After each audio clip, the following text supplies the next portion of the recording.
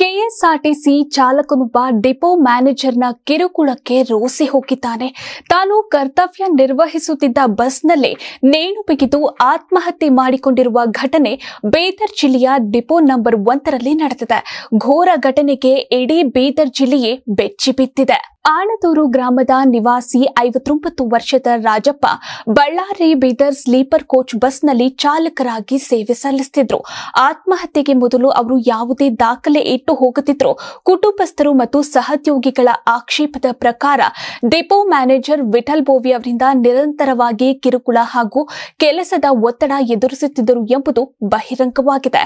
ವಯೋಮಾನದ ಕಾರಣದಿಂದಾಗಿ ಹಾಗೂ ಕಾಲಿಗೆ ಗಾಯವಾದ ಹಿನ್ನೆಲೆಯಲ್ಲಿ ರಾಜಪ್ಪ ಅವರು ಅನೇಕ ಬಾರಿ ರಜೆ ಅಥವಾ ದೈಹಿಕವಾಗಿ ಕಡಿಮೆ ಒತ್ತಡವಿರುವ ಕೆಲಸಕ್ಕಾಗಿ ವಿನಂತಿಸಿದ್ರಂತೆ.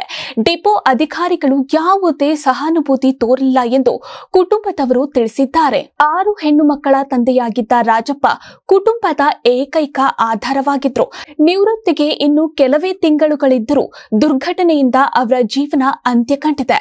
ಈ ಅಕಾಲಿಕ ನಷ್ಟದಿಂದ ಕುಟುಂಬ ದಿಕ್ಕೇ ತೋಚದೆ ಸಂಕಟದಲ್ಲಿದೆ.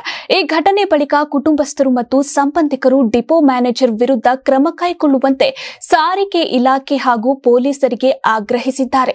ಸಹೋದ್ಯೋಗಿಗಳು ಈ ಘಟನೆಗೆ ಸಂಬಂಧಿಸಿದಂತೆ ಆಕ್ರೋಶ ವ್ಯಕ್ತಪಡಿಸಿದ್ದಾರೆ. Karibasaveshwara agri India private limited ರವರ ನಂಬರ್ 1 ಸ್ಪ್ರಿಂಕ್ಲರ್ ಪೈಪ್.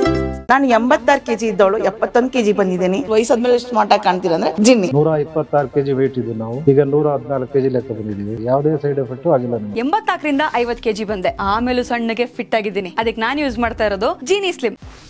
84ರಿಂದ 50 ಕೆಜಿ ಬಂದೆ. ಆಮೇಲೆ ಸಣ್ಣಗೆ ಫಿಟ್ ಆಗಿದ್ದೀನಿ. ಅದಕ್ಕೆ ನಾನು ಯೂಸ್ ಮಾಡ್ತಾ ಇರೋದು ಜೀನಿ ಸ್ಲಿಮ್.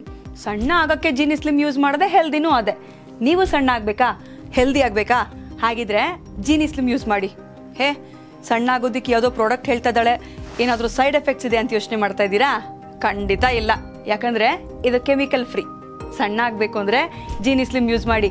ಹೆಚ್ಚಿನ ಮಾಹಿತಿಗೆ ಕೆಳಗೆ ಡಿಸ್ಪ್ಲೇ ಆಗ್ತಿರೋ ನಂಬರ್ಗೆ ಕಾಲ್ ಮಾಡಿ.